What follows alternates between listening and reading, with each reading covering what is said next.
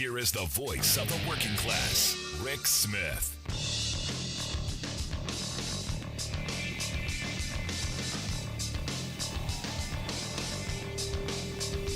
And welcome, brothers, sisters, working class heroes. This is the Rick Smith Show. Thanks so much for being here today on the big program. Lots to get to, lots to talk about. Let's start off with the negatives. Tomorrow, last day for open enrollment for health insurance. If you don't have it, you're in a state where your governor isn't insane, where your state government hasn't lost their mind, and has expanded Medicaid to ensure that the good folks of your state can get health insurance.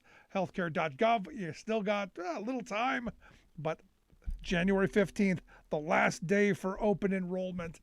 Highly suggest. If you don't have it, get it. Also, tomorrow, the 15th, no check coming for the child tax credit. Thank you, Joe Manchin, Kirsten Sinema. That is done. And look, Joe Manchin, as he said, hey, people are just going to waste it. Things like drugs, booze. Reportedly, this is what he has said. And I don't doubt it, because this is the right wing. This is the mantra from them anyway. They're just gonna squander it. And look, most people did squander their $250 per child. They squandered it on things like food and health care and shelter and paying the bills to ensure that kids have somewhere to live. Squander.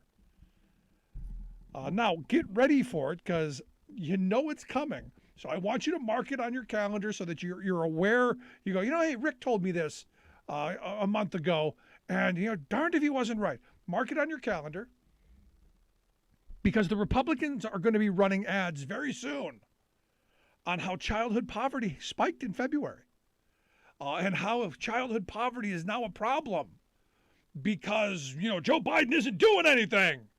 I'm telling you, it is coming. They create these crises. Look, if you've paid attention to the last 20 years, this is the modus operandi. This is what they do. It's who they are. So I'm not Magellan. I'm not discovering anything new. I don't have a crystal ball. I simply am paying attention to what they do. They create a crisis, and then they go, look, they didn't do anything about it, while simultaneously making sure that nothing can be done. Not one Republican in the Senate voted for this. Not one. Which is why, again, I keep coming back to need better Democrats in the Senate. That means you, West Virginia and Arizona. But sadly, you're not getting a better Democrat out of either of those places. So that means you better go find some other ones in other states, and a lot of work to do. But get ready for it, because the ads will be coming on how Joe Biden's the reason childhood poverty is bad, and the reason that families are suffering. Because again, they're going to reclaim right a couple of weeks before election time. They're going to reclaim that family values mantra. They're the party of we care about families. Only when it comes time to helping, nah, you're on your own. You're on your own. And one of my favorite FDR quotes. FDR was talking to a group of Teamsters, and he said, Republicans love labor. About 4 to 6 weeks before the election, they come out and say how much they care about working class issues, how much they care about workers, because it means votes. That's all.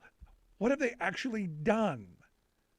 So when I saw this story today, our friends over at Capital in Maine had a good story on this report, and we talked about it the other day, about Kroger workers, the UFCW, and this group, the Economic Roundtable.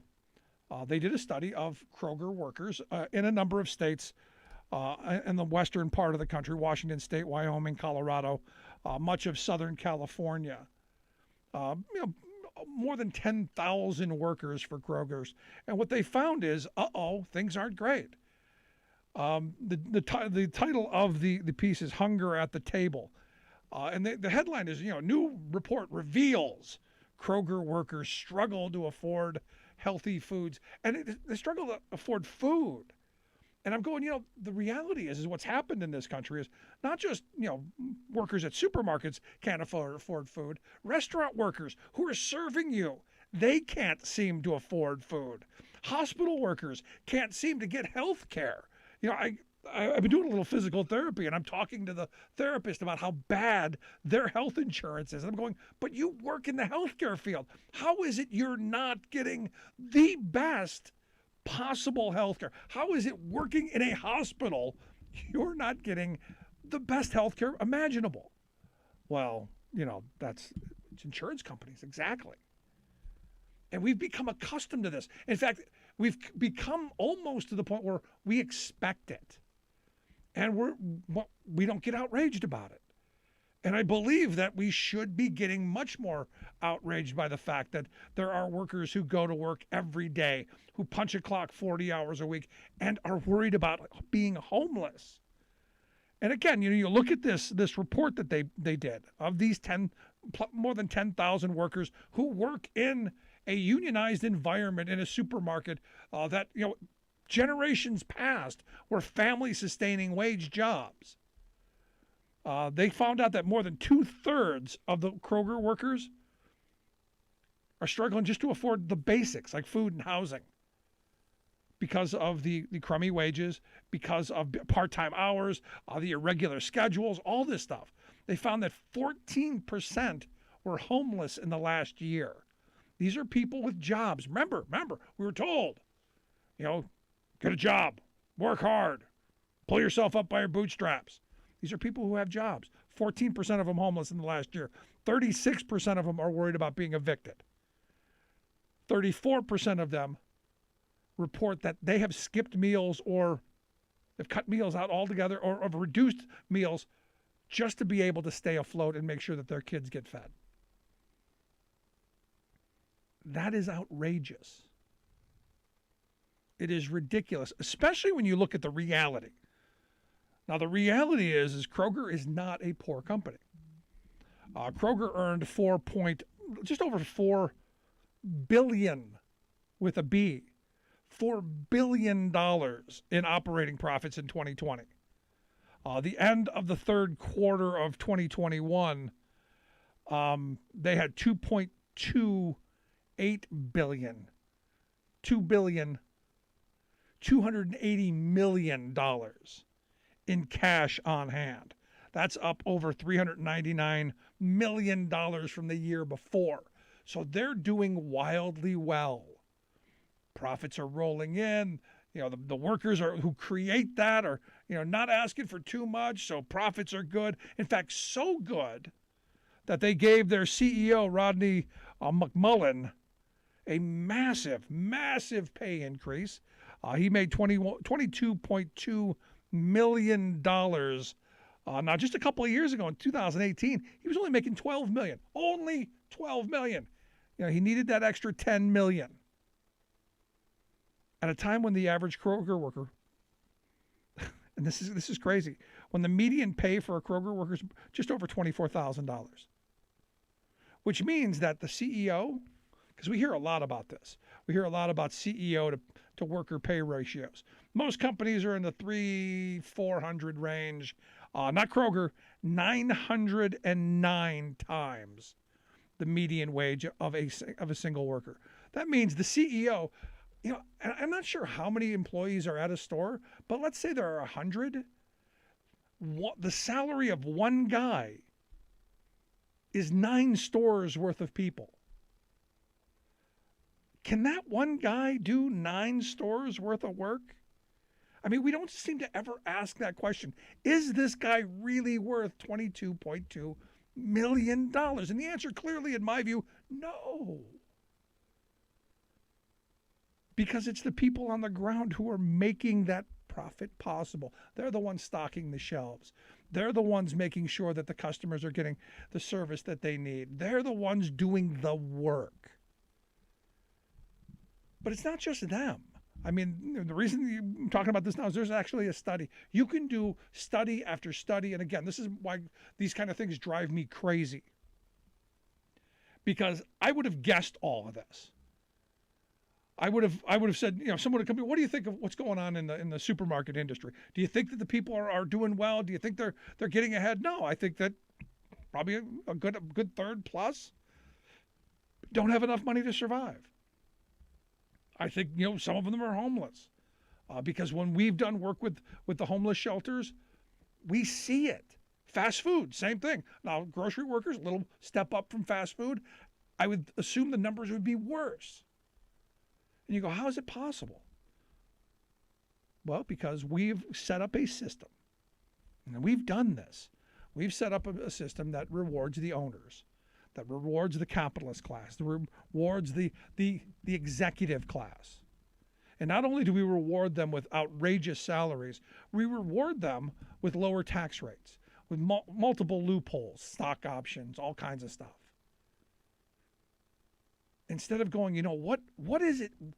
What good is it to have an economy if a large percentage of people aren't making it, are struggling to do just the basic things, that children go to bed hungry? What is it about the economy that isn't working? Well, I would argue it's a lot of things. It's a lot of things. And it all stems from, what's going on in Washington, what's going on in state houses across this country, that everything's whatever business wants. It's what's going on in the Supreme Court, this deference to business, whatever they want. Because we never seem to ask the question, how are we going to pay for something when it's for corporate America? Tax breaks? Absolutely. Deregulate? No worries. But you don't see anybody going, hey, shouldn't we be raising the minimum wage? It hasn't been raised in 12 years. Who can live on $7.25 an hour? Exactly nobody. But yet we don't see this push. And this is where I keep coming back to working people. And that means you, that means me. That's us. We together. This is what unites us. This is what should bring us back together. And it hasn't. Because we've been sliced and diced and pitted against each other. Today I saw Alex Jones trending on Twitter. And I almost fell out of my seat. Because he's now calling for a need for peace. And a need for us to come together. Alex freaking Jones. The guy who's been, I would argue, one of the key architects and one of the key destructors of peace in this country. One of the people who the wealth class of this country is used to divide us so that we're at each other's throats. But he's not the only one. He's just a part of a cog in the wheel. 30 years of right-wing grievance hate radio. That's a huge problem. 20 years of Fox News just constantly dividing us. And then now you got the internet, where it's nothing but hate, division, and blame the other. The defeated former guy isn't the problem. He's just a symptom of what has been built over these last 30 years. And that is to keep us at each other's throats, ready to take the pitchforks out against government, ready to go after each other, ready to go into the streets. Alex Jones said the left wants a civil war. It's their words. Hear their words. I'm going, no, I don't think the left's the one, saying that we're going to start stacking up bodies. I don't think it's them holding formation, in the field down here. I don't think that's the left. I think you're kind of missing something. But again, it's about dividing. And why? Why does corporate America want this? Why do the wealthy want a divided working class? So we don't ask the real questions. Why? Why would somebody who works 40 hours a week, who's working at a grocery store, at a fast food place, at a restaurant, why do their children go hungry? Why do they struggle to pay their bills? Why do we have an economy that punishes work and rewards gambling on Wall Street? Explain that. Well, because we don't vote that way. We don't vote our kitchen table economics. We vote on the outrage candy. We vote on what tears us apart. Instead of the things that unite us. And what unites us is that every one of us, every one of the working class people in this country has one thing in common. We got to go to work to support our families. We got to punch a clock to collect a paycheck so that we can keep a roof over our heads and food on the table. We got to do that. There's no ifs, ands, or buts about it. There's no way around it. And if we united on that front and said, no, we want better, we would be much better off. We would be, I would argue, like my grandparents' generation, who understood work is how you support your family. That's where you get your paycheck. And you should be fighting for better wages, hours, conditions at every front. It's a national disgrace that the people that we put up on pedestals and called heroes and patriots and essential, and we gave them all these nice titles with shiny, glowing pins on their shirts, that they can't afford to feed their children, that they have to beg government for food stamps, that they have to beg government for heating assistance, that they have to have their hand out so that their kids can get lunch at school. I'm sorry, that's not the America I want to live in. But it comes back to what goes on in front of us. They're always throwing out the red meat. They're always dangling the hate in front of us. And look, this has been by design. The wealth class of this country doesn't spend millions of dollars on the dead Limbaugh, go down the cavalcade of crazy right-wing bloviators.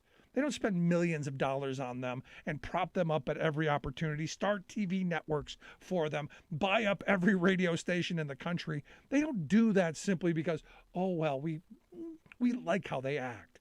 No, they've got an agenda. And that agenda is to use government to their advantage. And their advantage is the Republican mantra, or what used to. Low taxes. We want low taxes. But for who? Not me. I'm still paying the same thing I've been paying all along. Oh, yeah, the rich guy. Deregulation? Oh, yeah, deregulation for what? Oh, yeah, the ones that are probably going to kill me and you so that they don't have to comply? Oh, okay, I get it. If you wake up one day, and I'm hoping some right-wing folks are listening, you wake up one day and you realize the whole right-wing party mantra has been to divide us and tear us apart so that we don't beg, we don't ask for better wages, hours, and conditions, and that we're left begging. And that old labor saying, united we bargain, divided we beg. That's where they want us. I'd love to hear your thoughts. You can email me, rick@thericksmithshow.com. Got lots to get to. Lots on the agenda. Quick break. Right back after this. Stick around. You're listening to The Rick Smith Show.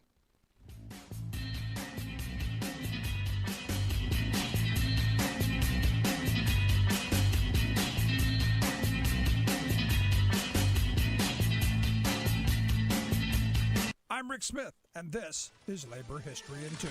On this day in labor history, the year was 1888. That was the day novelist Edward Bellamy published his futuristic utopian novel, Looking Backward, 2000 to 1887. The protagonist, Julian West, wakes up in the year 2000 to find that industry has been nationalized and wealth, goods, and services have been equitably distributed. People work less, retire early, and enjoy greater leisure. Looking Backwards was so popular that by 1900, only Uncle Tom's Cabin and Ben-Hur had sold more copies. Bellamy's utopia solved problems of capitalism through the development of a socialistic society. Bellamy denied he was a socialist and instead referred to his vision as nationalist. The novel sparked a political movement virtually overnight. Bellamites, as they were called, formed nationalist clubs across the country. They attempted to organize a people's party around these clubs, which soon dissolved into the populist movement of the 1890s. Looking Backwards was a response to the Gilded Age world of monopolies and trusts, depressions, and often violent class convulsions. Bellamy was quick to indict the banks, the railroads, and the corrupt political system that served them. Sociologist Arthur Lippow argues in his book that while Bellamy may have expressed anti-capitalist sentiments, his future is one in which there is no democratic public life or political process. For Lippow, Bellamy's particular collectivist view is militaristic and bureaucratic,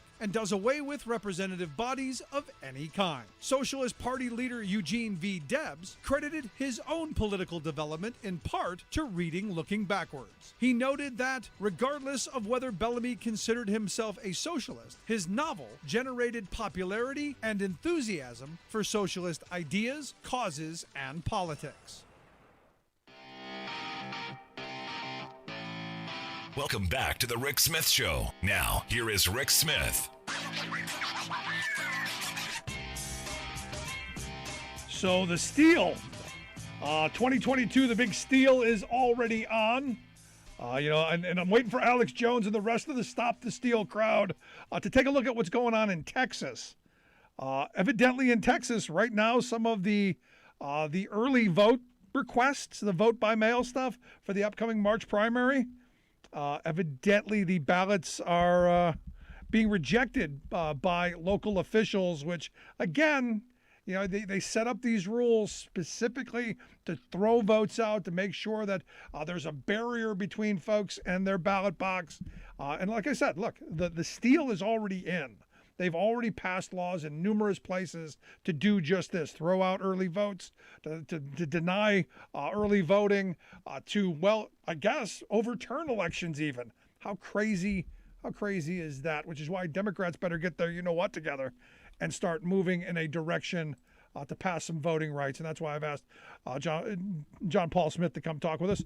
John Paul is the executive assistant to AFL-CIO Secretary Treasurer Fred Redmond. John, thanks for taking time for me. Thanks, Rick. Good to see you again. So, I'm looking at this thing in Texas, and I've been saying for a while it's already happening. They're rigging the next election as we speak. They're doing it in state houses across the country. And this revelation out of Texas should be no surprise to anyone. Now, Texas and a number of states across the country, a number of Republican-led states have passed regressive voting laws after the 2020 election. And Texas, I think, is just kind of the first one we're seeing stories about, but I expect more to come in the very near future. Yeah, and this, again, I look at these stories, and there's been a bunch of this kind of stuff.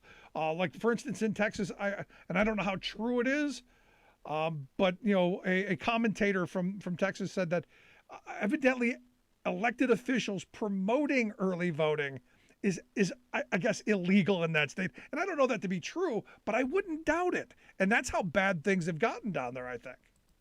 Yeah, I hate to speculate, and of all the things in our country that have gotten divisive on the political spectrum, I'm just amazed that going to vote has become one of them again. Seeing laws that being passed that we haven't seen since the origination of the original Voting Rights Act. Yeah, I mean, we look like we're heading back to the Jim Crow era, which I guess there are some, and a large segment of the some on the right wing who seem to want to go back to those days. It appears that way. We know, we've seen over the last few cycles, when our country goes to vote, we elect people who stand with the same types of policy positions that we do.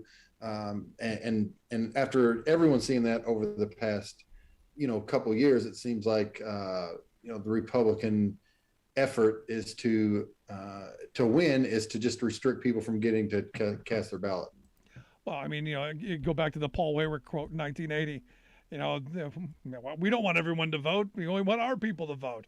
Our voting leverage goes up as the population goes down. And they've been living by that ever since. So this brings me back to this moment where Democrats had better get something done. But it appears, and especially from President Biden's comments yesterday, it appears that the voting stuff's dead on arrival. It looks like Schumer, from what I read today, I guess looks like Schumer's going to have a vote regardless on Tuesday. But the fact of the matter is we have to have filibuster reform. We're not going to have democracy in our country if we don't have democracy in the United States Senate. Yeah, but what do you say to the people, John Paul, that, I'm getting this from people all the time, but John Paul, what if the Republicans take power? Then what are you going to say? And they want to do away with Social Security or Medicare or the National Labor Relations Act. Then what? And I guess that's an interesting point. It is, but look, through the history of our country, prior to the silent filibuster, each party has had power at different times, with a filibuster enacted where you had to control the floor with your speech for the filibuster to actually be invoked. And, there are some people that think at least that would get us back to a place where we could have a functioning Senate. No, that's been my position from the very beginning. The second they brought it up, there are people saying, no, we need to abolish it. I go, no, don't abolish it, but make them hold the floor. Maybe we need to bring back Mr. Smith Goes to Washington, so everybody sees the old movie and actually make them talk about, and not just read the phone book or some nonsense, but actually talk about the issue. I think it would be good for democracy, and I think it might be educational. I think it would help us all to revisit a 5th or 8th grade civics class and just see how our government actually works today and how it has worked in the past. And look, the Senate functioned in the past with a talking filibuster. And I know, Rick, you're aware and probably have seen videos and listened to speeches of, senators holding the floor for hours upon end with an actual filibuster, not being able to just, kind of press a button, if you will, and then a bill is dead. Yeah, see, I call that the lazy filibuster. We should not have lazy filibusters. We need actual working class filibusters. You want to get out there and hold the floor, that's what you need to do. In this moment, the voting part of it is just enormous. And I keep looking at the two main obstacles: Joe Manchin from West Virginia and Kyrsten Sinema from Arizona, and I'm not getting it. I hear some stuff about Sinema thinking this is her way to be able to run for president, which I think is twisted. I'm not quite sure why Manchin keeps toying back and forth. It's just bizarre to me. And look, I understand Manchin's in a tough spot. He represents a state that was, I don't have the exact numbers, but 3-1, 4-1 voted for Trump in the last election. But I think that that doesn't stop someone from being on board with voting rights. You look at the last time the Voting Rights Act was renewed, right? You had 300 and something members in the House that voted for it, 99 members of the Senate voted for it. And now today you have 16 senators who voted for it last time that it went through the House that are still in the Senate today that are a no. And so, it's obviously, to me, that the fix is in, and we're going to have to do something about it. Yeah, this is also some very interesting timing, because I see you guys are this weekend holding a Martin Luther King Conference on what's going on, and obviously to commemorate Martin Luther King Day coming up. What do you guys got planned for this event? I appreciate you bringing that up, Rick. You can get all the information at themlkconference.com. And we have a fantastic Martin Luther King conference this year, all virtual, because we're all going to attempt to not get COVID best we can and bring folks together in person. So it's all virtual. On Sunday night, we'll have a conference program. We have special guest Michael B. Jordan. Kamala Harris is going to speak. Both Senators Warnock and Ossoff. Bill Lucy having a great conversation with AFSCME President Lee Saunders. It's going to be a fantastic program Sunday night. And then Monday, we're doing workshops. And anyone is allowed, union member, non-union member, affiliate, non-affiliate, anyone is allowed to go to the mlkconference.com and register for the conference. It's a $50 registration fee. However, if you register in groups, the fee is $35 per registrant. And it's a good educational opportunity. And also, to me, these are the kind of things that you want to pull other folks into who may not be part of the labor movement to kind of see what's going on. I'm a little concerned about the $50 that we're asking people, but I get these things cost money and need to be funded. Yeah, and it's a giant undertaking this year. I know you're familiar with our building, but the AFL-CIO headquarters sits right in the center of Black Lives Matter Plaza, and we've did what our producer called paintscaped our building for this program for the entire building, and brought in a lot of folks. And we've had a lot of union help from both IATSE and SAG-AFTRA, and that has kept us from having a much higher registration fee for folks. But I just want to make sure I'm up front with that. Folks go to register. But yeah, it's going to be a fantastic conference, and it will be great for non-union folks to check it out. Particularly Monday on the workshops. We're going to have several good workshops on Monday, anything from voting rights to criminal justice reform. Several good things going on Monday also. You're listening to The Rick Smith Show here with John Paul Smith. John's the executive assistant to AFL-CIO Secretary Treasurer Fred Redmond. You want to check out their website, AFL-CIO.org. We'll get links out on social media how you can check that out. Also, there'll be a link to get to the MLK Conference, which I hope folks will check out as well. Now, we've been talking about the strike. There's a strike going on in Denver of Kroger workers. I'm sure you've seen this. And, as I said at the beginning, you've got workers who work in a food store who are going hungry. You've got people who can't afford food. They're worried about being homeless. There's all of these problems that I keep coming back to. In this country, we've become so accustomed to low-wage workers struggling that there doesn't seem to be the outrage that I think there should be. Are you hoping at some point that maybe conferences like this one and others that you guys do are going to kind of bring us back to the middle of the road to where we start arguing and fighting over how do we have the best economy possible and how do we make sure that anyone who works doesn't go hungry? No, you're right. I think we talked a little bit about this last time because it seems like every time we talk, there's another strike. And, I remember last time I talked about our strike map on the website that's there. But absolutely, the inequality in this country is still at a ridiculous fashion. We should not have folks who don't know if they're going to eat or have a roof over their head, while we have some citizens who are building private citizens who are building rockets, shooting them into space. It just should not happen in the wealthiest country on earth. No, it shouldn't happen at all. But this brings us back to these moments, and I've said for the longest time, all of our social problems we can work out in the workplace. The first time I heard about many societal issues, it came up at work, and our contracts covered that stuff. There was always a way to work things out between the company and the union. And there was relative peace. It seems now that the union density has gone down. That's not really where we're solving problems so much anymore. And it's how we've become so divided and pitted against one another. And I'm hoping that we get some labor law reform out of this as well, which again, the filibuster reform would be nice because I look at something like the PRO Act that is desperately needed when you look at the fact that so many workers are working at or around the poverty line, struggling to put food on the table. There's so many opportunities if we could get some sanity in that filibuster reform. Yeah, my mentor and boss, Fred Redmond, often tells folks something he learned from Dr. King as we approach the weekend, is that he believes the labor movement is the greatest vehicle for change in this country. And although density is down, I think we are at an inflection point where more people are excited about organizing. Unions are as popular now as they've ever been in our country, and people just don't have the opportunity a lot of times to join because we're working on laws that are 50, 60, 70 years old in some cases that are kind of preventing that from happening. But, our people are better off when they're able to collectively come together to decide their fate.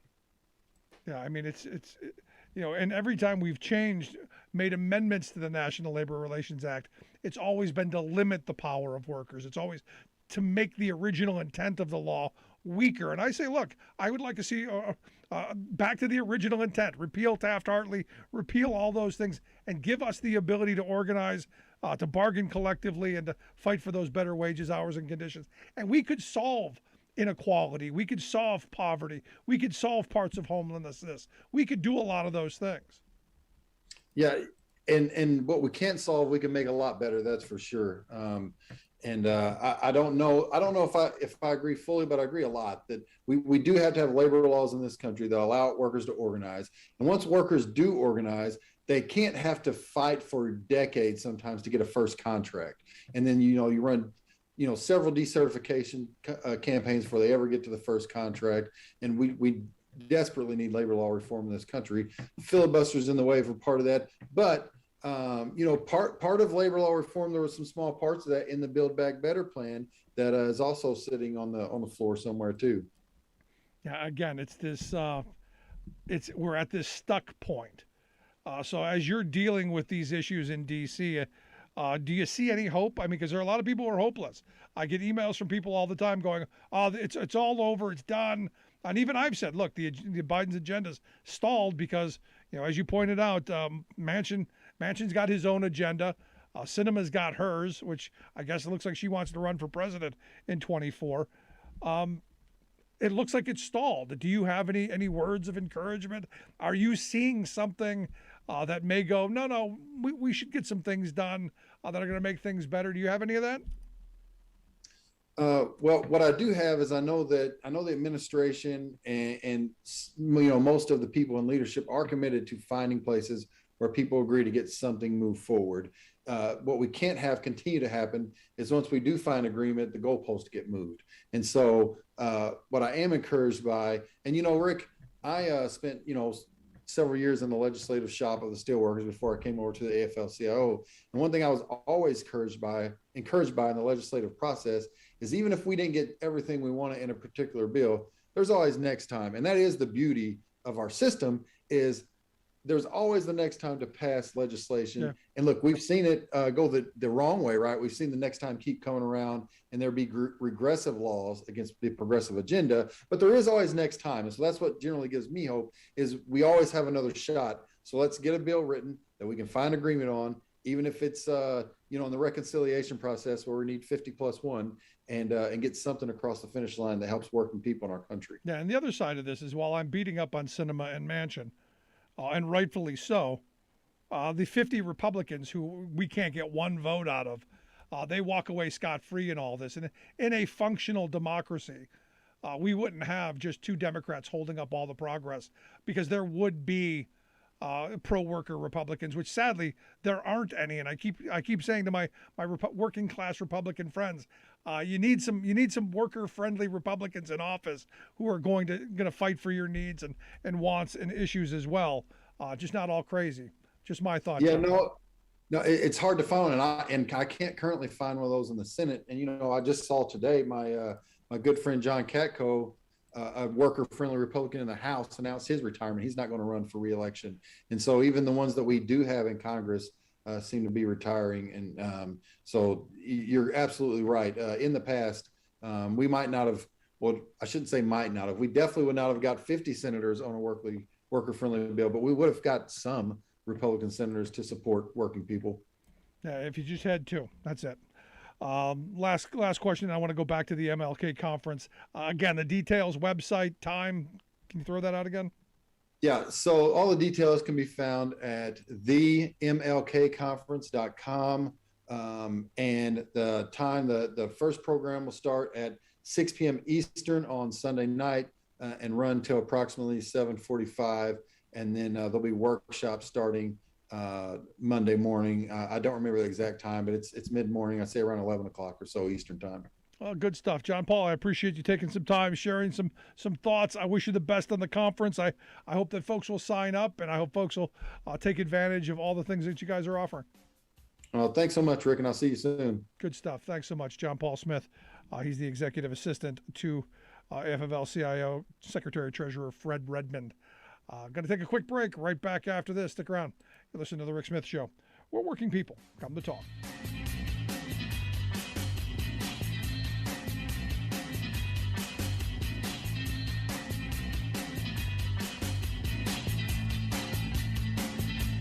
I'm Rick Smith, and this is Labor History in 2.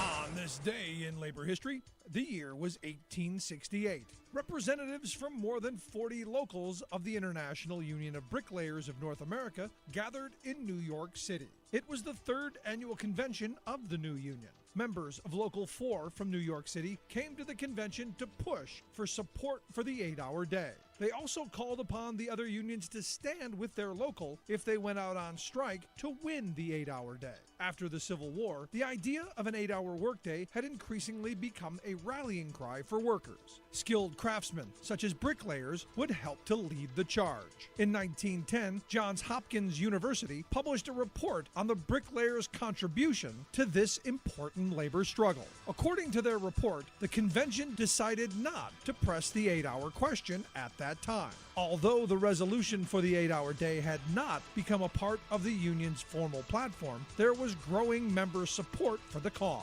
That year, Local 4 went out on strike to win the 8-hour day. They were joined by New York Locals 2 and 12. The young union had little experience with leading such an action. But as the report points out, the workers were, quote, routed in all, but went to pieces. The flame of the idea of the 8-hour workday continued to spread across the International. By the next year's convention, it had caught fire. The resolution for the 8-hour workday was adopted and became an official demand of the Bricklayers Union. 4 years later, the New York Locals again went out on strike. This time, the more experienced unions found success. And as the report concluded, in just one day, the men won the shorter day on their own terms. Labor History in 2 brought to you by the Illinois Labor History Society and The Rick Smith Show. For more information, go to laborhistoryin2.com, like us on Facebook, and follow us on the Twitters at Labor History in 2.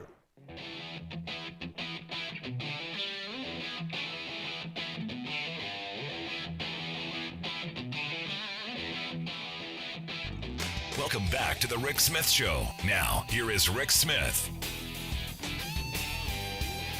So evidently the defeated former guy, more rallies on the horizon, more Omicron infection parties coming. Evidently later this month, Texas, going from Arizona to Texas, going to have Crazy Thon. They're going to ramp up the travel schedule, ramp up the rally schedule for the 2022 midterms, fully expecting him to be here in my state of Pennsylvania as the crazy, seriously, ramping up quickly. I saw the most bizarre political rally that Doug Mastriano ran. Looked like some kind of weird religious cult thing. Wow. Crazy is on the rise here in my state. Anyway, here to share some thoughts on, well, the news of the week, potential positive, maybe something in the future. I've asked our good friend Max Burns to come talk with us. Max is a Democratic strategist, also a columnist over at the Daily Beast. Max, thanks for taking time for us. Thanks for having me. So let's start with the rallies. Evidently this weekend there's going to be one in Arizona. They're going to have the Q guy, the local Q guy, give a big spiel. John Kennedy Jr. is coming back, I guess. They're going to have Prince and Michael Jackson. They're going to bring back the whole. They're going to resurrect the death crowd. Well, I'll tell you, they obviously didn't learn the lesson from Herman Cain, because they're about to start spreading an even more infectious version of COVID. And honestly, I wouldn't be surprised if the FBI raided it to arrest some people who have been charged with sedition. It seems like Donald Trump tends to draw those people to his events. So if you're the FBI, it's a great place to check against the photos from January 6th. That's an excellent point. But I got to tell you, there's part of me that's starting to go, I don't know. I think the guy, this Stuart Rhodes guy that was arrested yesterday, something in an article about his arrest caught my attention, where he said, he's grown disillusioned with Trump because Trump didn't do anything to help all of the people that went out to back him up. And, he didn't pardon anyone, didn't raise money, nothing. And I couldn't help but think, so he's angry at Donald Trump for being Donald Trump. It really is interesting. It just shows you how this was not about any coherent policy. It wasn't about any coherent value. It was just a bunch of people who felt aggrieved, who found a great outlet for that, someone who told them that their worst impulses were not just okay, but admirable. And to me, it's no surprise that ended with a violent attack on the government. Yeah, but see, I'm going to push back a little bit, because I think there was some coordination here. I think there was some planning. I think this guy and others. I think there was a bunch of this. I don't think this was spontaneous. I don't think it was accidental. I didn't think people were caught up in the moment. I think the ones that I think are going to be convicted, arrested here in the near future, I think these are going to be the planners and plotters. And the hope is that they start singing like jailhouse birds, and then we get to the money, and then we get to the politicos. And the growing sense with legal experts seems to be very similar to that the initial low-level arrests and trials and plea deals were essentially building a large-scale cooperation network, similar to how you take down an organized crime racket. And now we're starting to see these much more significant criminal charges for sedition. And as these individuals start to get scared at the years they're facing and start sharing their information, we'll likely see another wave of that. And that's in addition to all the information the FBI has harvested already that they're currently using to track down even more of these people. Yeah, what's interesting to me is, and I love the fact that, in the indictment, they talk about all of these signal messages, which is encrypted, which are supposed to go away after a certain period of time, supposed to be unfindable, yet all of the dimwits, kept their treason, for, their written treason for memory's sake, if nothing else. And you go, I thought you were supposed to do away with that stuff in a conspiracy. Or is that going to be the argument to say this wasn't a conspiracy? Look how stupid they were. They saved it all. Well, the challenge here is it just shows that these are people who didn't think they were doing anything wrong, who believed in what they were doing and thought it was the right thing to do, as Donald Trump told them it was. But that doesn't mean it wasn't a conspiracy. Just because they were idiots doesn't mean they didn't conspire together to try and overthrow the government. Exactly. As I saw a Republican on Fox News saying these were just a bunch of misfits who were in the Capitol. But the same can be said of the people who shot Lincoln. They were just misfits until one of them picked up a gun and killed the president. I mean, that's how these things evolve. Yeah, that's interesting. That's interesting. Now, to your point, and I absolutely agree, they didn't think they were doing anything wrong, or they didn't, I would take that a step further, they didn't think they were doing anything that they would get in trouble for and be held accountable for, because I think, like Stuart Rhodes, they thought Trump was going to have their back and there'd be blanket pardons for everyone, which never came. Yeah, they thought they would be safe in a crowd, that no one would be able to pick them out of this huge group, and B, that Trump would pardon them like he did Steve Bannon. The only difference was these people who supported Trump weren't wealthy, connected people who have given Trump money. So he didn't care whether they lived or died. And he left office completely silent on their issues. And now they're starting to realize that they got played in a really dangerous way. Yeah, so I'll tell you, now that these conspiracy charges have come out, these seditious conspiracy charges have come out, I'm feeling a little bit better that, maybe they're starting to ramp up things a little bit, and we might see this move a little quicker, because I've been calling all along for this should have happened months ago. And I know it takes time to build cases and all this, but I would like to have seen this months ago. But hey, as long as it's coming. Yeah, and this is something you don't want to rush. What I think is impressive here, and that in light of what we now know is more impressive, is that not a single leak came out of the Justice Department about this. Not a single person talked to the Washington Post, went on TV, issued an anonymous statement, complete secrecy. And that's the kind of professionalism that lets you build a really solid criminal case. I would even argue, take that a step farther. I would argue that those are people who are the career prosecutors, the career people at the DOJ who feel that the department is going in the right direction, which is the thing that we haven't heard a lot of out of this administration or many of the institutions. We haven't seen a lot of leaks because there isn't a lot of criming going on. I mean, during the Trump years, all we kept leak after every day was a leak. In fact, his own people were leaking anonymous stuff because they knew wrong direction. Yeah, I mean, that's one of the biggest changes is these are people in government now who care about democracy, who understand how big a crisis this is, who probably know things that we don't know that are even more concerning. And so this solidarity towards democracy is a really welcome change from an administration that basically ran on leaks. Yeah, I mean, now I want to get to the politicos. I want to know what my Congressman Scott Perry was doing. I want to know why he's not cooperating. I want to know why they haven't subpoenaed him to force him to sit in that seat. He's my congressman. He did stuff on that day. We should know what he did. That should be matter of public record. And like you or me or anybody listening to this, if that committee says you be here, he better be there. Yeah, same with Kevin McCarthy, same with Jim Jordan. It's harder to find a Republican who shouldn't be subpoenaed for in some way providing support or cheerleading or defending these people. And for a party who popularized the idea that if you've done nothing wrong, you have nothing to hide, a lot of Republicans are suddenly hiding. Yeah, I know. And what happened to that aid and comfort thing? It seems to me that a lot of these people were providing aid and comfort and still are. I would argue a lot of them are obstructing justice by withholding information. It is fascinating that a party that built so much of its identity in the Bush years on calling everything it disagreed with terrorism and the people it disagreed with terrorists has suddenly lost that word from its vocabulary.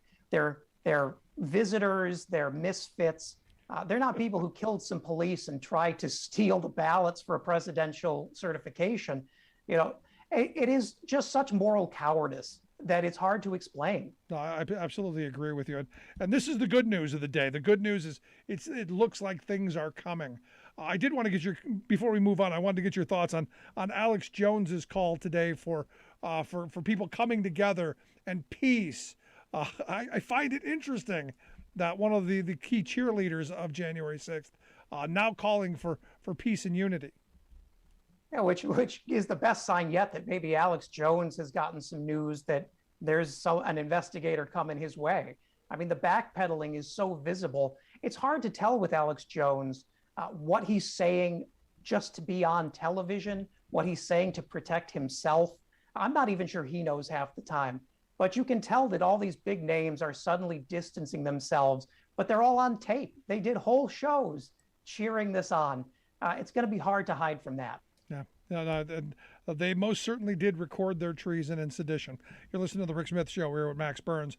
Max is a Democratic strategist and also a columnist over at the Daily Beast. You can take a look at his work over there at the Daily Beast. Now, I'm now looking at the Biden agenda. I never had great hope for Joe Manchin to come around on filibuster reform. I didn't have any hope for him on the Build Back Better plan. It appears now that, as I'm seeing it, and I think as most news reports are portraying it, that both these issues seem dead in the water. I'm curious your thoughts. Yeah, this is an incredibly demoralizing week. And there's sort of two parallel things that are frustrating. One is that there are 50 Republican senators who have essentially become Washington's invisible lawmakers. They're not asked to account for their positions. They're not discussed in media stories about why voting rights is not able to pass. They've essentially been allowed to obstruct government and not pay any price for that. Even among Democrats, we've yet to see them really push Republicans publicly on why they're opposing things their voters support. The other side of it is Democrats. There's just not been an urgency about this core fundamental right to vote. We're treating this as if we're going to have another shot to do this in 4 years, when by all likelihood, the maps that Republicans have gerrymandered, the voters they've suppressed, will be a disaster for Democrats in November. Yeah, I just, in the last segment, I was talking about, something that's going on in Texas. The Texas Tribune reported that hundreds of Texans seeking to vote by mail in the upcoming March primary elections are seeking their applications for ballots, are seeing their applications rejected by local election offices trying to comply with stricter voting rules enacted by Texas Republicans last year. So people are trying to get their ballots for the primary going, sorry, no, not going to happen. Yeah, and half of those ballots are being thrown out, 50%. Your right to vote in Travis County, Texas is now the equivalent of a coin flip, which should alarm everybody. I mean, there's these sayings like, don't criticize the party, don't demoralize voters, Democrats are better than the alternative. But the problem is, if we don't get serious on voting rights protection, the alternative is going to beat us. And they're going to make sure that Democrats do not have the numbers to take the majority again. Yeah, this is one of those things where so whose fault is it? Because a lot of people want to play the blame game. Yesterday, all over, media, right, left, center, didn't matter. Everybody's pointing at Joe Biden. It's Joe Biden's fault. He doesn't know how to work the institution. He doesn't know how to hold the party accountable. Is it his fault, or is it the fact that you got Joe Manchin and Kyrsten Sinema, who are, Joe Manchin and Kyrsten Sinema? Well, I think the president would agree that the buck stops with him. But tactically, I mean, the way we talk about this, you would think there are only 50 U.S. senators. There are 50 Republicans who have shirked their duty on this. But to your point, I mean, Joe Biden, to my knowledge, has never once physically visited West Virginia in his first year as president, has never gone to voters in West Virginia and told them to get mad and to push their senator. And we've gone easy on Kristen Sinema and Joe Manchin. It's no wonder they feel they can push the White House around. So far, they've been completely right. Isn't the fear, though, that one of them is gonna flip, and now you're gonna lose the Senate, and they're gonna become Republicans or independents who caucus with Republicans, and now you've got Mitch McConnell as Senate leader? Well, I have bad news. If we don't pass voting rights, we're probably going to lose the Senate anyway for a great deal of time. So we can either push this. It's essentially saying, wouldn't you try every option if your back is against the wall? There's a very real chance that Democrats don't see a congressional majority for decades. This is the time to pull out every tool we have to try and bring these people on board, carrots and sticks. Yeah. And I don't think you're being hyperbolic when you're saying decades, because you look at some of these states and some of the things that they've done. It's all about the next deal. It's all about, if the majority doesn't like the results of election, they just overturn it. And I find that just really incredible that hasn't gotten enough coverage. And the media, I think, takes a very short view of it. The fact that these districts that are being gerrymandered right now, Nashville, Tennessee, about to be split from one Democratic district into 3 Republican districts, that doesn't go away next year. Those are with us until 2030. Next year, state Republican legislatures are bringing back all of the bills for voter suppression that they put forward that did not pass. They're going to vote on them again, and they're going to have the numbers to pass them. This will not get better on its own. It requires action. And what we're not seeing is a White House that is responding fully to how grave this threat is. Yeah, I mean, I think Democrats need to show some urgency, because I think Rick Wilson, we had on the show last night, said, you're not seeing the urgency. If it was really that bad, you would see, some so we better get moving. Last question I got for you. Tomorrow is the end of the open enrollment period for healthcare.gov. Also, the first time in several months that a check won't come to help families with children. I said earlier that I think Republicans, their talking point in a couple of months is going to be, look at how bad Joe Biden is for childhood poverty, and look at how Joe Biden didn't do anything to stop childhood poverty because we're the party of family values. You see that coming? I do, and I think we have a good answer here. As you just look at the numbers, child poverty has fallen by half under Joe Biden, 50%. That's more than any single president has ever achieved, and more than all presidents combined to this point have achieved. And they did it in 1 year. Yeah. And they did it because Democrats came together and passed legislation that provided relief to families. That was wildly popular. If we do more of that, I think it won't be a challenge to be more popular with voters. No, he did all that until now. And these people need relief. Until now. But Max, I appreciate the time. Always great talking with you. Look forward to talking to you again real soon. Thank you. Good stuff, our good friend Max Burns. Make sure you check out his stuff over at the Daily Beast. We'll get links on how you can do that. Quick break, right back after this with your thoughts. 1-866-416-RICK, 1-866-416-7425. Back after the break.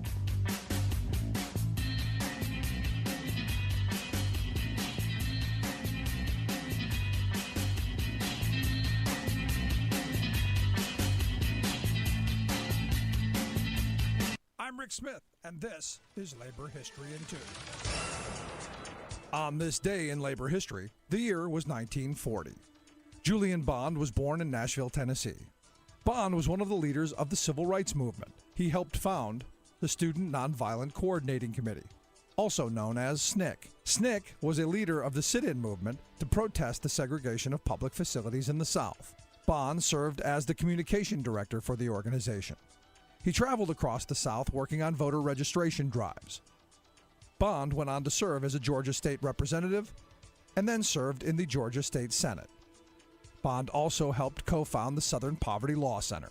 The Southern Poverty Law Center grew to become a leading organization in fighting against hate crimes and standing up against employment discrimination. For example, in 1981, the Southern Poverty Law Center successfully took a Ku Klux Klan-affiliated Texas militia to court for harassing Vietnamese fishermen in Galveston Bay. As a result, the militia was forced to disband. In 1998, Bond was elected chairman of the National Association for the Advancement of Colored People, the NAACP. He served in that role for 10 years. Bond has also been a vocal advocate for gay and lesbian rights. Recently, Bond has taken up the cause of climate change. In 2013, he was amongst a group arrested in front of the White House protesting the Keystone XL pipeline. AFL-CIO President Richard Trumka described Julian Bond as a man who has been a personal hero of mine ever since 1968, when I first heard him speak out against the war in Vietnam. He has been and remains one of this generation's strongest voices for peace and justice. Labor History in 2 brought to you by the Illinois Labor History Society and The Rick Smith Show. For more information, go to laborhistoryin2.com, like us on Facebook, and follow us on the Twitters at Labor History in 2.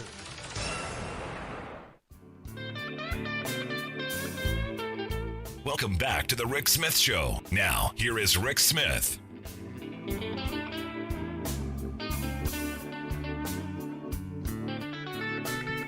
So this made me happy today. Remember the pharma bro, Martin Scarelli? Got some time in jail because he jacked up the price of an AIDS drug from like $13 to like $7.50. Because hey, you know, if we can make a little by jacking it up a little bit, we can make a little more by a little more, and then we can just be completely outrageous and have people die because they can't afford it. But at least we'll make huge profits. Evidently, the judge today in the case, a federal judge, said that he's going to have to repay $64.6 million back to his former company, back to the insurance companies and the people who he cheated out of all of this money. The judge said that he was no side player in or a remote or unrelated beneficiary, that he was the mastermind of its illegal conduct and the person principally responsible for it throughout the years. And this sends at least, I don't know, a decent message to, you know, somebody that, you know, gouging, I guess, is bad, but this kind of gouging maybe will act. I'm happy to see at least one CEO go to jail for their crimes. So I guess it's kind of a good thing. Kind of. But yeah, so there is that. I'd love to hear your thoughts. You can email me, rick@thericksmithshow.com, or give us a call, 1-866-416-RICK, 1-866-416-7425. Evidently, starting on January 19th, we will be able to order free at-home rapid COVID-19 tests online from the website covidtests.gov. That's covidtests.gov. They'll ship within 7 to 12 days of the order, so that you can have them at home. And I'm going, hold on, wait a second. You know, we're seeing this massive spike. Million people a day testing positive. We're now over 64 million people. Shouldn't we have had these already? And if I have a knock against President Biden, it is this, that this stuff should have been out months ago. We should have been ramping up this a while ago.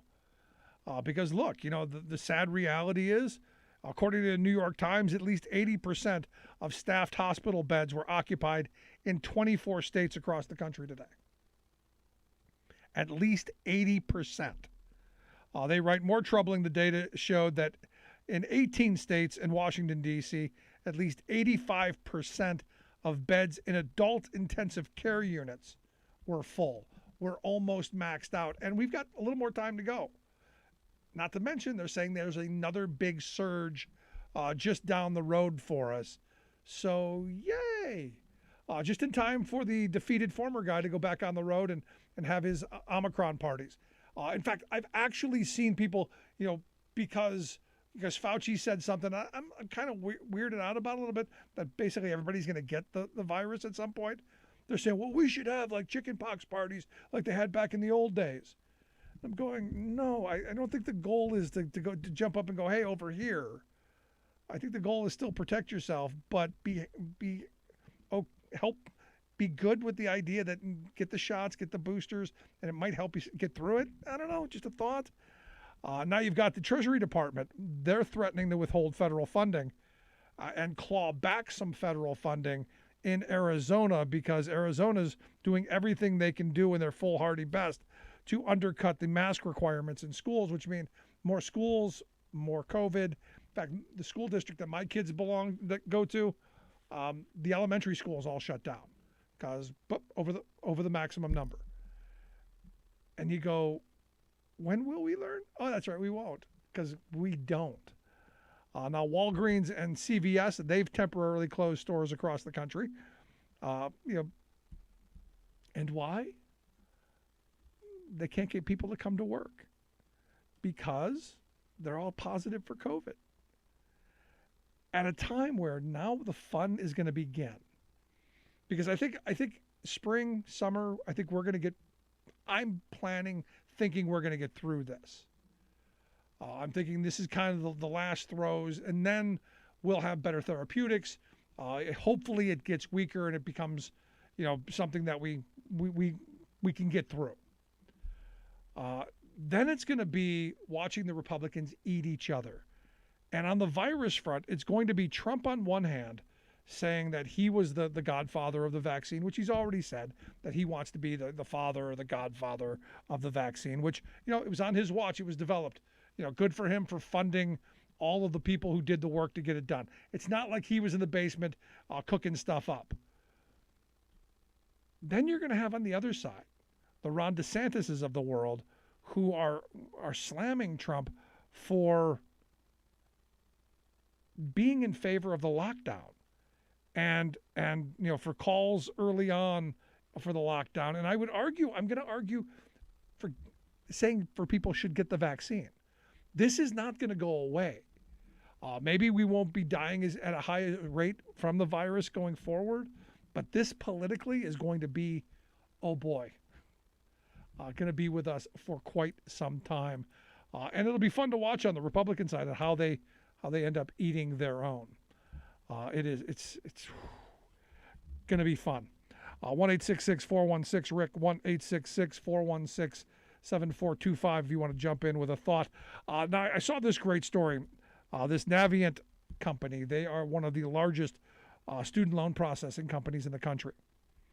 It's been reported that they're going to cancel $1.7 billion worth of student loan debt for 66,000 students as part of this agreement of the lawsuit with 39 states. Josh Shapiro, the Attorney General for the state of Pennsylvania, where I'm at, he was one of the Attorney Generals suing this company. He said that Navient repeatedly and deliberately put profits ahead of its borrowers. It engaged in deceptive and abusive practices, targeted students who it knew would struggle to pay loans back, and placed an unfair burden on people trying to improve their lives through education. They were predators. It's a nice word, flowery way of saying these were predators. These predatory loan companies, they get you trapped into them. Same thing with the credit card companies. This is all learned, researched behavior. As soon as they can get you hooked in, they can drain you forever. And it becomes one of those things where they don't want to drain you until you file bankruptcy and throw up your hands and do nothing. But they drain you enough to where you keep on the wheel. And I remember, years ago, probably 15 years ago, when the credit card crisis was going on real hot and heavy. And I remember a credit card executive saying in one of these documentaries that when someone files bankruptcy, they want to be the first credit card company to get that person a credit card. And you go, but hold on, if people proved unworthy of credit, why would you give them more? If they ran up $70,000 worth of credit card debt and then wrote it off and then filed bankruptcy and had it written off, why would you give them credit? And the guy said, and this was an amazing statement. He goes, these are people who have a taste for credit. These are people who are willing to finance, the smallest of purchases and pay interest for years into the future. And we know that the sooner we get to them, the sooner we get paid back in the event that they get in trouble because once you file bankruptcy, you can't do it again for a number of years. And they know that they're going to be able to be in your pocket for X amount of years and they're going to get their money back. The house never loses. And this is the same thing with these predatory student loans. The solution to this is much bigger than just debt forgiveness. I've got a friend who goes, Joe Biden should forgive $50,000 worth of debt for everybody. And I go, I don't see that happening because you're going to create a intergenerational, riot because you got people of my generation who go, wait a second, I had student loans and I had to pay them back. And you got future generations going, hey, you didn't do anything to fix this for me. What about us? There's chaos waiting to happen here. My belief is they should buy up all of the student loans that are on the marketplace. Everybody who has a student loan should be able to have them refinanced through a federal program. Much like the FDR era home ownership loan corporation, they bought up all the mortgages. They had a very small interest rate for over 30 years. They eventually got all the money back with a touch bit extra, but they kept people in their homes. Same thing can be done with the student loan debt. We could buy it up at virtually negative interest, charge 1% of servicing fee just to cover the costs of people, sending out the bills and doing all the paperwork and the shuffling around. And people could get out of a lifetime of student loan debt. I don't think we should go with the forgiveness route. I think you should pay back what you borrowed. If you said, hey, I wanted to borrow 10 grand, you should pay 10 grand back at as close to zero interest as possible. This 7, 8, 9% interest stuff is crazy with all of the fees and penalties. And if you start and you stop, you lose your job. It's crazy because what you end up with is so many people who, and I've seen these numbers, who've had student loans for 10 years and they actually owe more 10 years after than they actually took out. That is insane. We want an educated populace. We want people going to school. We want people investing in themselves. We've got to do something on that front. But more importantly, we've got to do something about the cost of higher education because it is nuts. In fact, I had this conversation the other day and I said, 1953, the cost to go to Harvard University, to go to Harvard College, the cost to go to Harvard, $800. In today's dollars, that would be somewhere around $9 grand. Had it been funded at the same level it was in 1953. Today, the cost to go to Harvard's over 55 grand. What happened? What happened to get you from the $9 grand a year that it was in 1953 in today's dollars? It was $800 back then, to over 55 grand. What happened? Well, I would argue a massive redistribution of wealth. State, federal, and local governments were funding people to go to schools. The education dollars were there. They used the endowment money differently. There was more onus on universities to bring students in for the common good. It wasn't about growing your endowments to billions of dollars, and it certainly wasn't about building the most luxurious dorms and rock walls and all kind of amenities that nobody needed. This race to luxurious campuses, sorry, not what we need. We need kids to be able to get an education. We need my kids to be able to go to college, get an opportunity, and not be saddled with a lifetime of student loan debt. That's what we need. So until we fix the problem of higher education, which is these completely outrageous tuition rates, I don't know that you can do anything on the debt side other than say, well, we're not going to have any more private student loan debts. And you get student loans from a program it's low interest rates, and we go that route. I think back to a statistic that every time I talk to my friends at APSCUF, the Pennsylvania faculty, the state-owned universities faculty union, they point out that back in the 80s, the state government and local governments picked up about 2/3 of the cost of tuition to go to a state university. Student picked up about 1/3. Today, that number is completely backwards.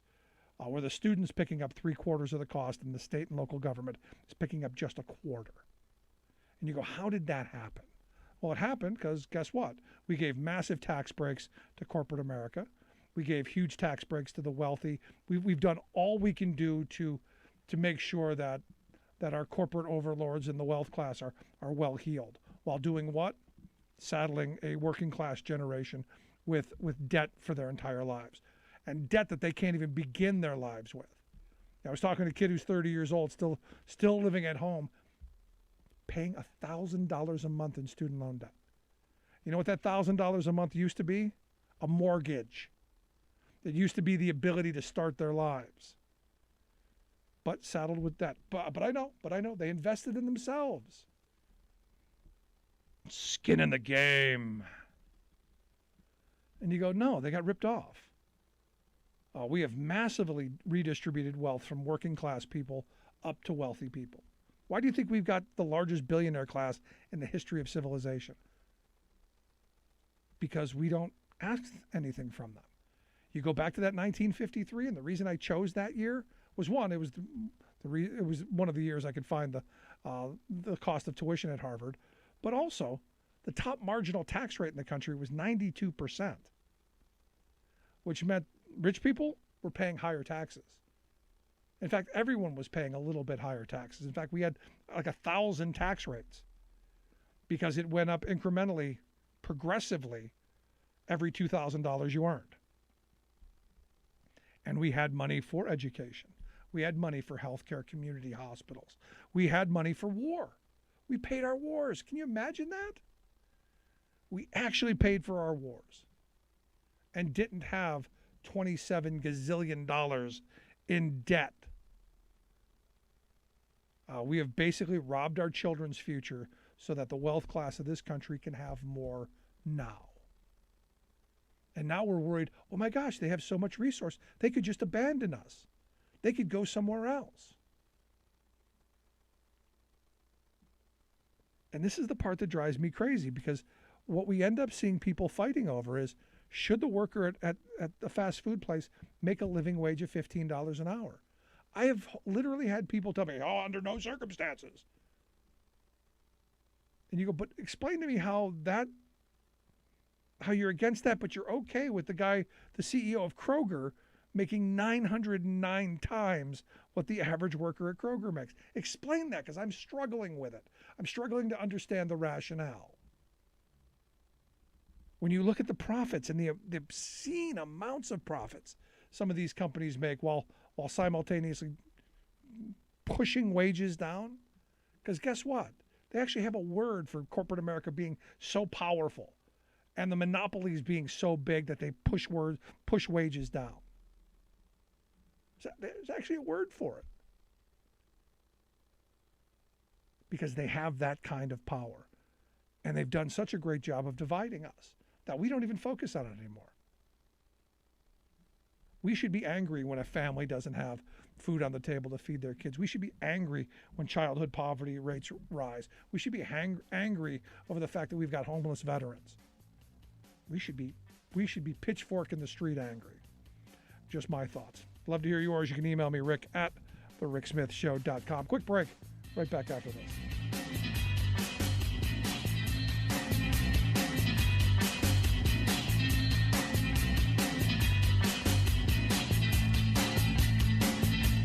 I'm Rick Smith, and this is Labor History in 2.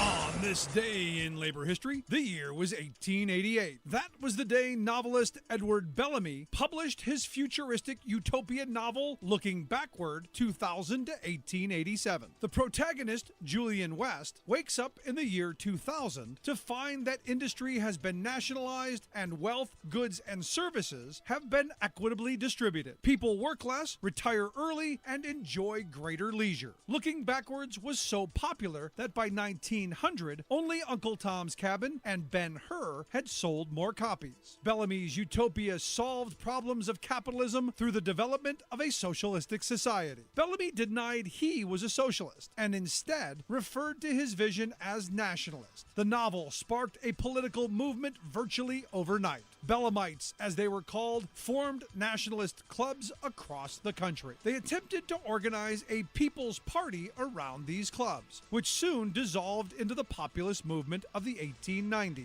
Looking backwards was a response to the Gilded Age world of monopolies and trusts, depressions, and often violent class convulsions. Bellamy was quick to indict the banks, the railroads, and the corrupt political system that served them. Sociologist Arthur Lippow argues in his book that while Bellamy may have expressed anti-capitalist sentiments, his future is one in which there is no democratic public life or political process. For Lippow, Bellamy's particular collectivist view is militaristic and bureaucratic, and does away with representative bodies of any kind. Socialist Party leader Eugene V. Debs credited his own political development in part to reading Looking Backwards. He noted that, regardless of whether Bellamy considered himself a socialist, his novel generated popularity and enthusiasm for socialist ideas, causes, and politics. Welcome back to the Rick Smith Show. Now, here is Rick Smith.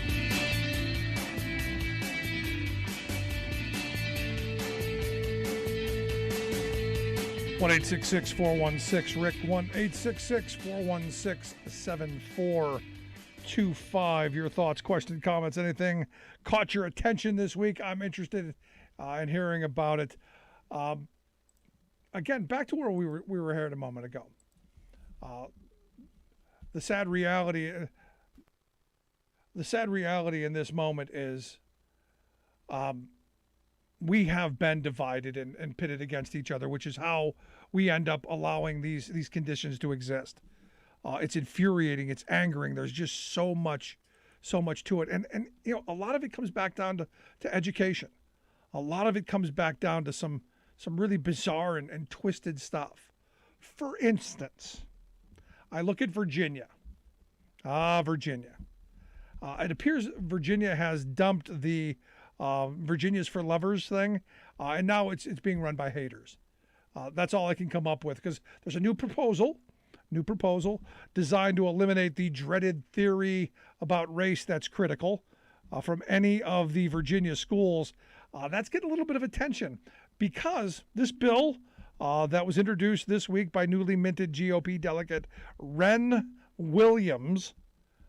This piece of legislation that he has put forth would require schools to provide students with an understanding of America's founding documents, you know, the Declaration of Independence, Constitution, Federalist Papers, stuff like that. I'm okay with that. I was honestly kind of hoping we were already doing that because we did it when I was in school. So I was kind of hoping, and if we're not, good on him, good on Ren. He also wants students to be able to demonstrate knowledge of Alexis de Tocqueville's Democracy in America. I don't know. That's college level. I learned about that when I went to college. But he also wants, you know, writings of the founding fathers. And he also wants, and this is the big one, he wants people to be able to demonstrate knowledge about the first debate between Abraham Lincoln and Frederick Douglass. And I guess you can watch this on Netflix. So you know, when you go to Netflix, it's filed under never happened. Maybe you should fact check before you propose a freaking law. Because Abraham Lincoln did not debate Frederick Douglass. Frederick Douglass was an abolitionist. Abraham Lincoln was trying to abolish slavery. It seems like there would be nothing for them to debate. Now, Senator Stephen Douglas, white guy, ran against Lincoln. Yeah, that Douglas, that's the Lincoln Douglas debates you should probably learn about. Very interesting stuff there. But, you know, and I know, but Rick, just a minor thing. No, that's a pretty huge freaking thing. It's pretty enormous. Especially if you're the guy who's doing the freaking law. And I don't know what it is with this. I don't know what it is now with the right, going after Frederick Douglass and using him as an example. Because you may remember in 2016 when Trump spoke about the opening of the National Museum of African American History and Culture, he said that Frederick Douglass is an example of somebody who's done an amazing job and is being recognized more and more. He's been dead, 1890s? He's been dead a long time. Yeah, he's doing an amazing job, doing some great work. This is a problem, folks. This is a problem. When the dim become our leaders. And this is how we end up getting into these worlds of, sadly, into these worlds of then just throwing platitudes at each other and not really having a Lincoln Douglas style debate. Can you imagine what that would have looked like? I mean, they had long debates. Oh. But can you imagine that happening today? If we get about a sentence out, no, you're an idiot. No, you're an idiot. Can you imagine what our children, our grandchildren are going to read in history books? You've got the Republican Party right now. This is beautiful. And I'm glad Ren brought this up. Thank you, Ren. You've got the Republican Party saying, we're going to pull out of the Presidential Debate Commission. We're going to pull out because the former guy was treated poorly. You go, wait a second, this is a nonpartisan commission. All they do is set up the debates. They make sure that the things are there, that there are rules that everybody agrees on. They're the middle road arbitrator. They set up debates. Can you imagine the Lincoln Douglas era, someone saying, we're not going to debate because you made me feel bad? What kind of a pansy country have we turned into? And then the things that we should be outraged about, seriously, the stuff we should be crazy about, not so much. I point to this letter that Elizabeth Warren wrote. And I love Elizabeth Warren. I did not want her as president, just full disclosure. So everyone can be mad at me because I think her better position is right there in the Senate. I want her doing this stuff. I want her or somebody like her to start the next Truman Commission to go after these companies who took COVID money and didn't help their workers. I want somebody holding them accountable. But evidently yesterday she sent a letter to Progress Residential, Invitation Homes, and American Homes for Rent. These are companies, if you've never heard of them, who have acquired tens of thousands of homes across the country in suburban areas, which used to be the starter homes, the lower tier homes, the beginning family stuff. What Warren is claiming in her letter is that, quote, big investors have helped drive housing prices further upward over the last year, straining families' budgets as they grapple with the pandemic. She says when potential home buyers are unable to compete with large investors and their seemingly limitless cash on hand, they are forced to rent. And that's the plan. Yes, Elizabeth, you have hit it on the nail. These big companies who have money from all over the globe, hedge fund money, billionaire money from all over the globe, they're going, and you see the signs everywhere. It looks like, Joe buys houses. It's not Joe. Joe's just a figurehead. It's a hedge fund who's giving them unlimited money. And I'm sure you've seen the sides on the side of the road. We buy houses. Becky buys houses. No, Becky isn't buying the house. A hedge fund is. And what they do is they buy up all of the available stock so that when families start to go looking for places, they go, there's nothing in our price range. When we were looking to buy a house for our daughter, that's what we were finding. Especially when you get to the bottom end of the first starter homes, that when I was a kid, like $20,000, $30,000 are now $100,000. The ones that you had to put a little sweat equity in, those are being gobbled up by flippers. who are going to put a new door on it, a faucet in the sink, and shine some stuff up and say, oh, we did a bunch of work, only to find out it's the same crap it was before. Because it's all about the greed. It's not about making things better. It's all about the quick profit. And these companies, not surprising, this is not new. I talked about this back in 10 and 11, because after the collapse of 2008, you had a whole bunch of homes that went belly up. And you had, people just buying up a huge amount of them so that they could rent them back. And at the beginning, it was kind of a giant Section 8 suck. They would get a bunch of people in there, and they'd make as much money off of Section 8 housing as they could. Now, it's no longer the lower end, the lowest end of the rental market they're going after. No, they're going after family homes. They're going after what used to be, that first home you spent maybe, 10, 15 years in till you grew your family. They were a little bit older, and then you needed a little bit more space, and you moved up to a bigger home. Those are all getting sucked up, all of them. And it's creating this shortage. And it's not surprising. Side note, last night after the show, I usually, fall asleep to watch a little TV or something. And I happened to watch a documentary, and I know you're not going to believe this, but it tells you how boring my life can be sometimes and how there's really nothing on Netflix, just so you know. I happened to watch this documentary on the game Monopoly. Yeah, it was a slow night. And they were going into some boring stuff about the players and all this stuff, but they went into the person who designed the game, this Elizabeth Maggie, who first patented back in 1904, I learned, and she was a follower of this economist, a guy named Henry George. And the original name of the game was the landlord's game. And the idea that she had was to show how Ricardo's law of economic rent and this Henry George's concept of economic privilege and land value, how this played into.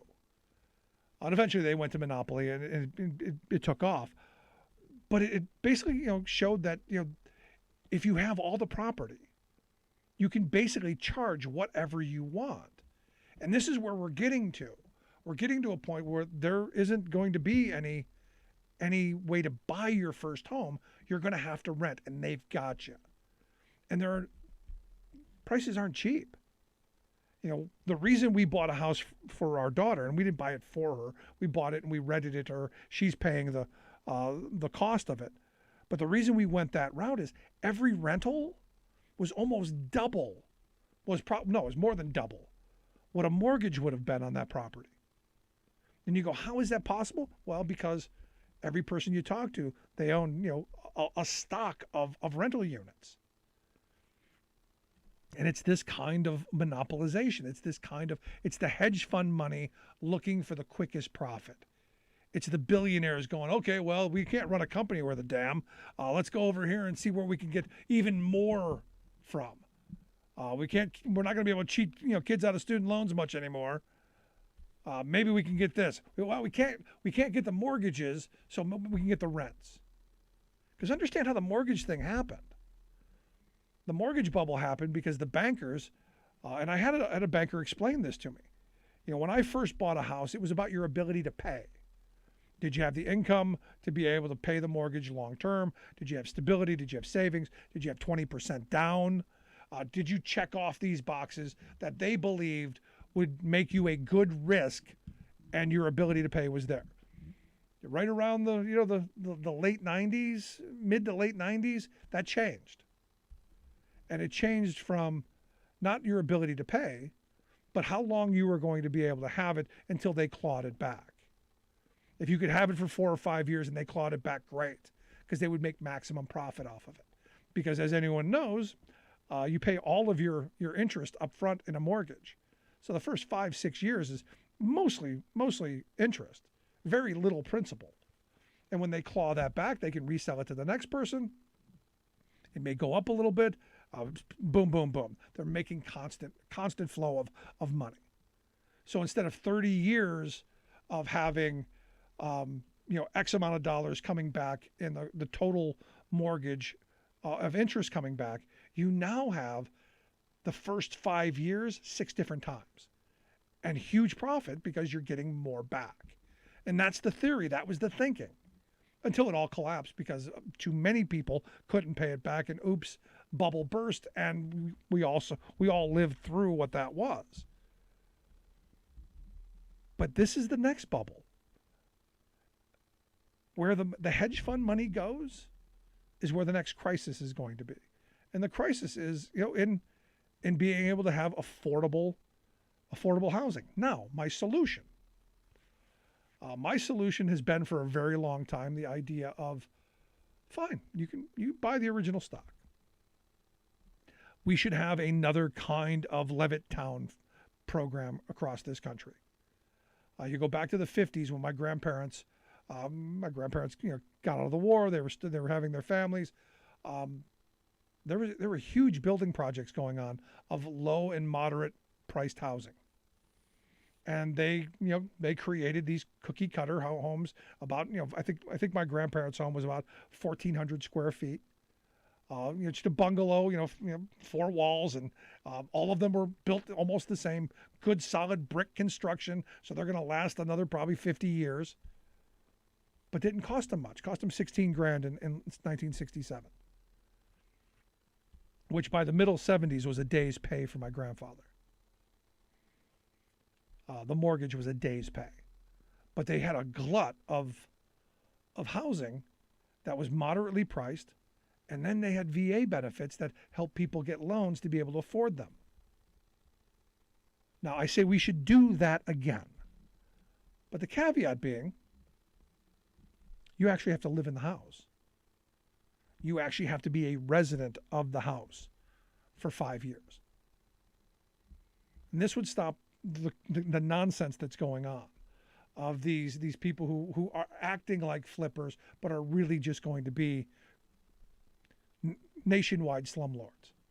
Because what we're finding out, and what she pointed out, what Elizabeth pointed out, is that what you've got these places where tenants are subject to massive rate hikes, shoddy maintenance, excessive fees, all kinds of stuff that gets added on.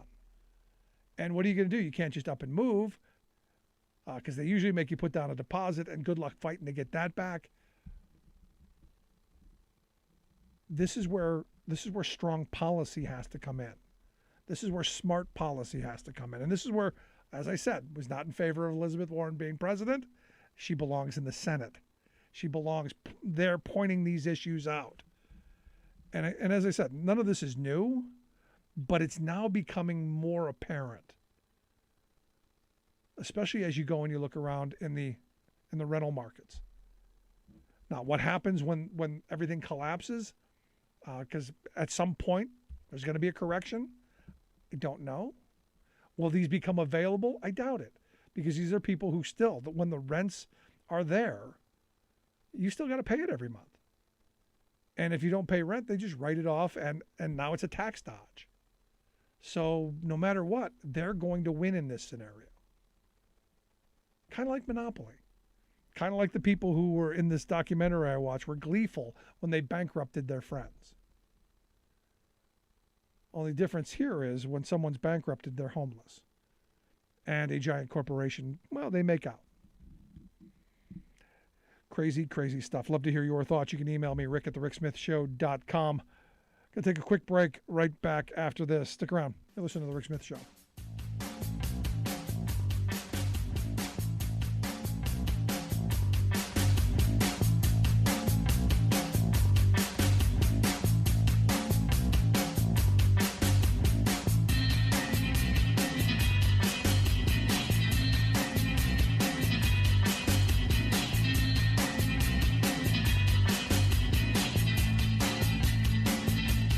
I'm Rick Smith, and this is Labor History in 2.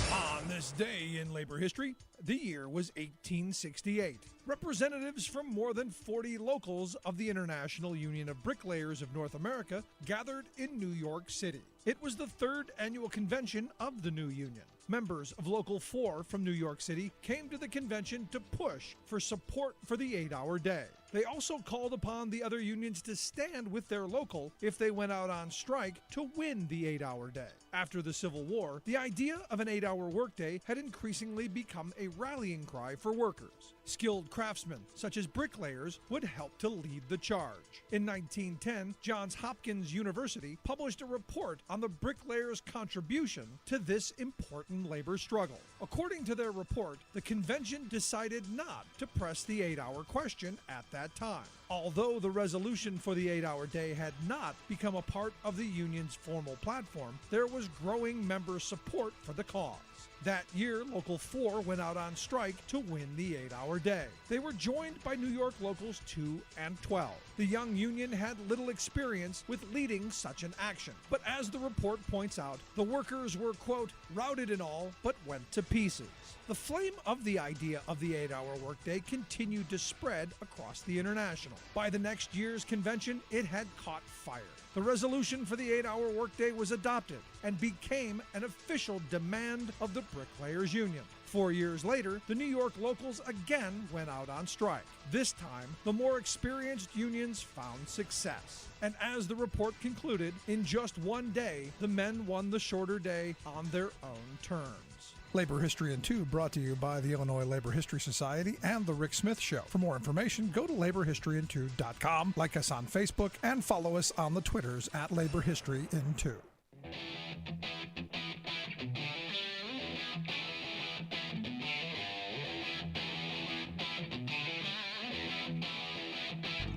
Welcome back to the Rick Smith Show. Now, here is Rick Smith.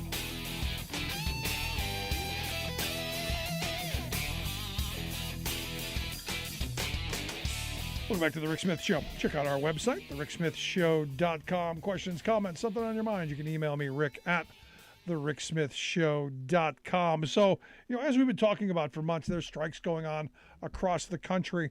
The one in Denver, a big one, and one that, I think is important to point out, as we've been talking about, the fact that these are people, unfortunately, who, they're the ones who are our frontline heroes. They were the ones who, during the pandemic, showed up to work every day.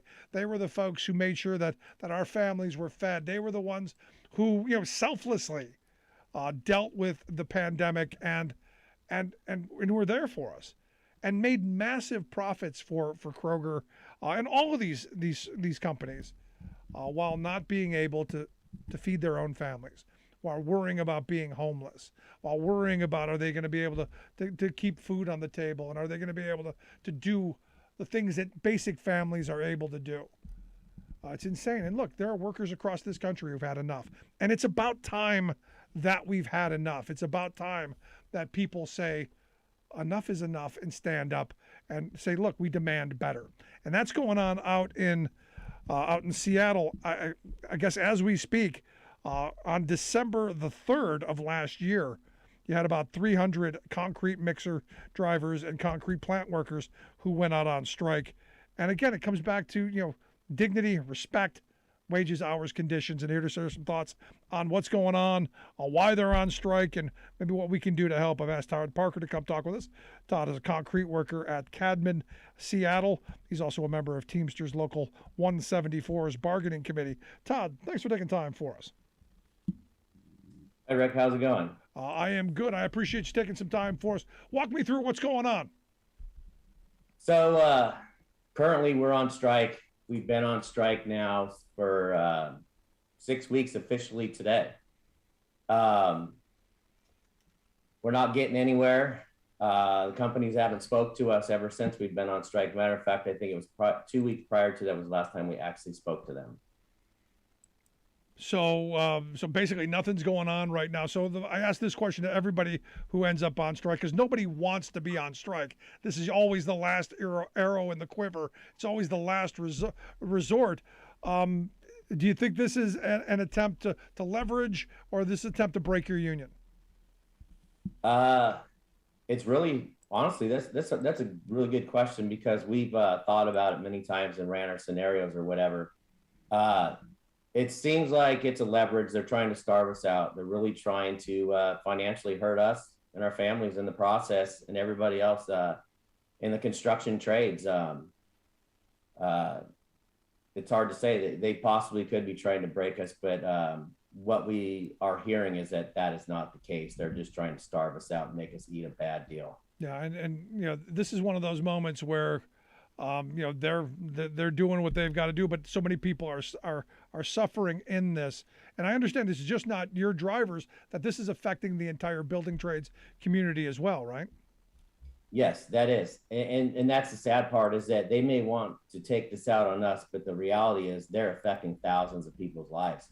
It's all the building trades, all the way down to, the people that are delivering the materials to the job sites and everything else. I mean, it's a downhill slide that affects people that people don't see, that just aren't construction workers. Now, here's the weird thing for me, Todd, is, we just, in Washington, they just passed this giant infrastructure bill, $1.2 trillion. There's going to be so much work going around and so many opportunities for your members and guys like you to get in work and make a decent living.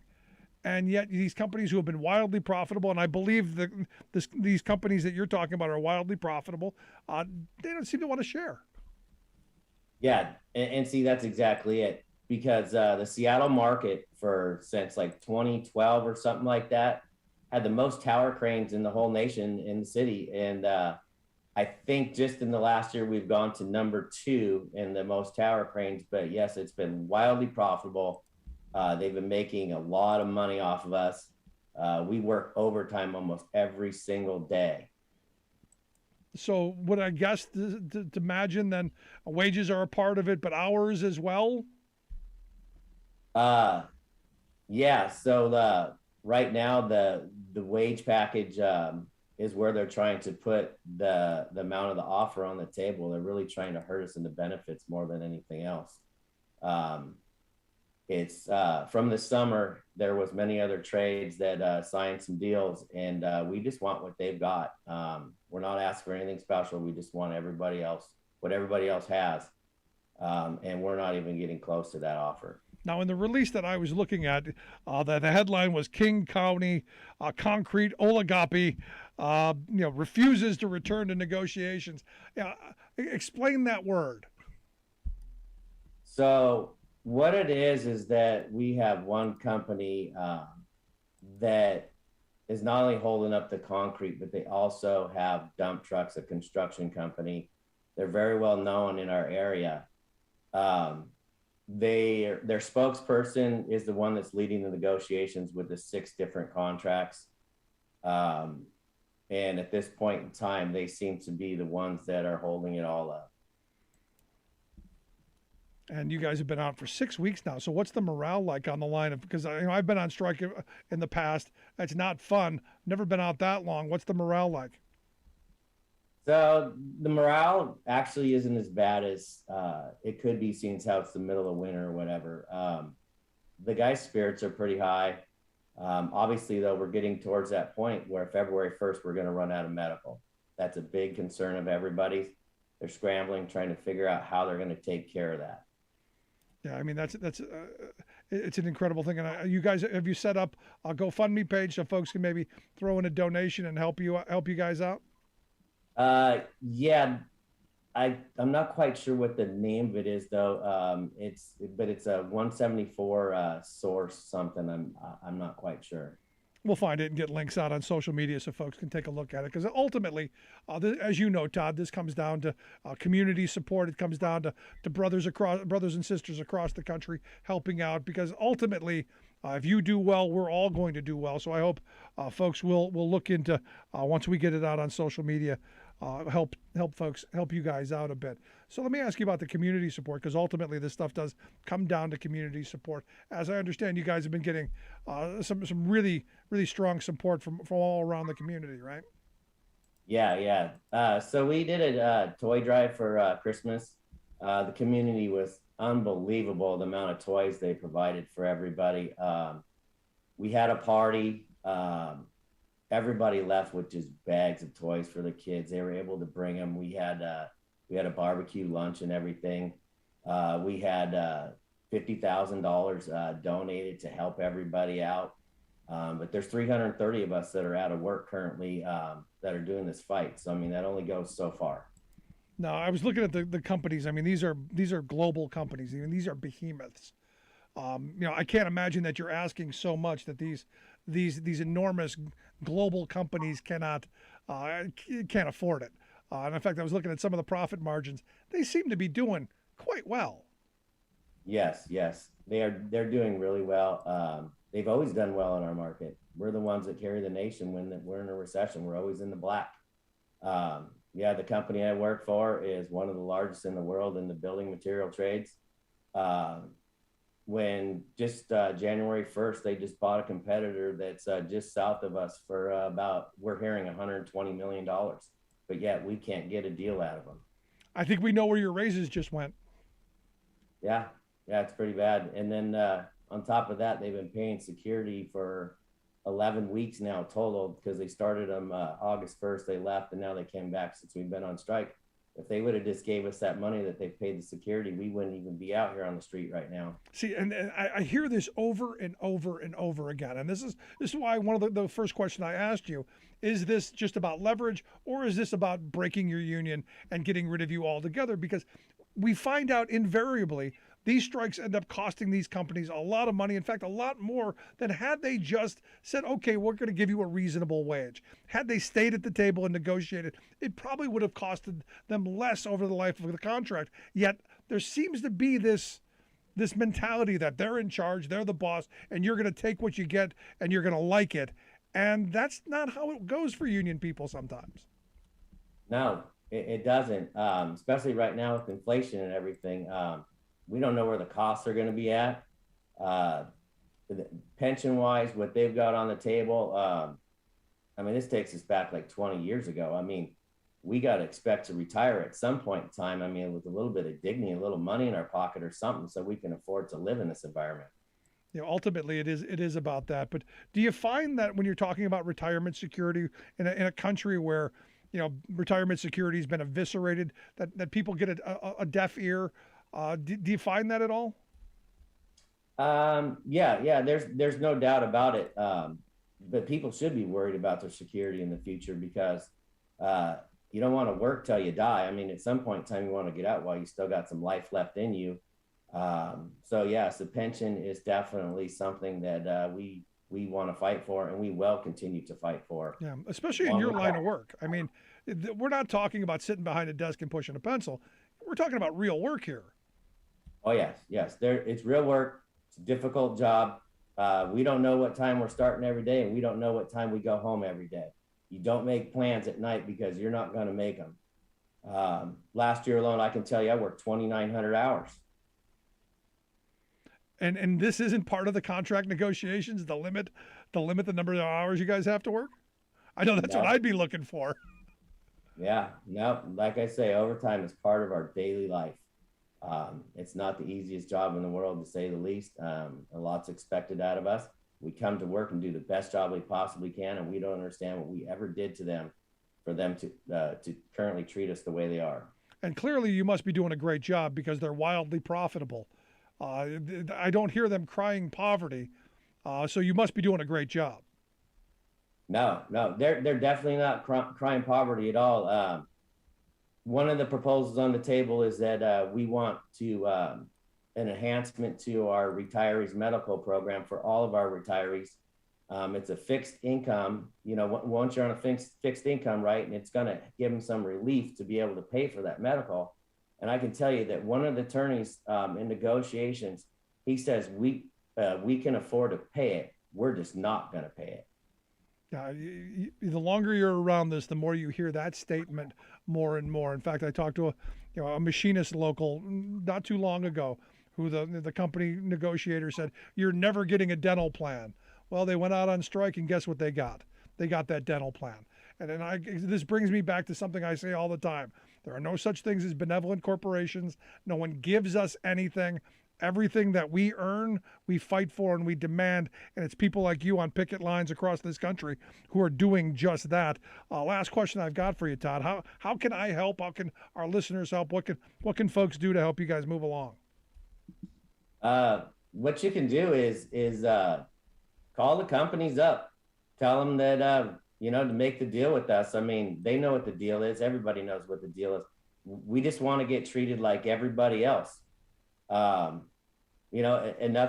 enough. I mean, it's been 6 weeks, and I don't know how much longer they want to go, but we can't afford to put more people out of work besides ourselves, because people are being laid off daily because of this. Todd, I wish you the best. I wish all of your members and your coworkers the best. One day longer, one day stronger. You're going to do well in this, but I wish you the best, brother. Thank you. I appreciate it. Thanks so much, Todd. Again, when we talk about this stuff, it's always, you get these companies that are wildly profitable. You get these companies that these workers do all of this work. They come in every day. They give it their all. And, well, when it comes time to divvy up the profits and it comes time to divvy up what was earned, it doesn't seem to quite trickle down. And that's the weird part of all of this. It never, no matter what it is, it never seems to trickle down to the people who are getting their hands dirty, who at the end of the day, their back aches, who at the end of the day, as Ed Schultz used to say, at the end of the day, people who take a shower when they get home from work. It seems like we've forgotten those folks. And look, I'm glad to see, Todd and his coworkers, standing up. And, do I wish them the best? Absolutely. Do I wish they didn't have to do this? Of course. I wish these companies would be, well, fair. I look at that strike that happened up in Worcester, Massachusetts with the nurses. Here's the weird part of this. They spent millions and millions of dollars, tens of millions of dollars, bringing in scab nurses.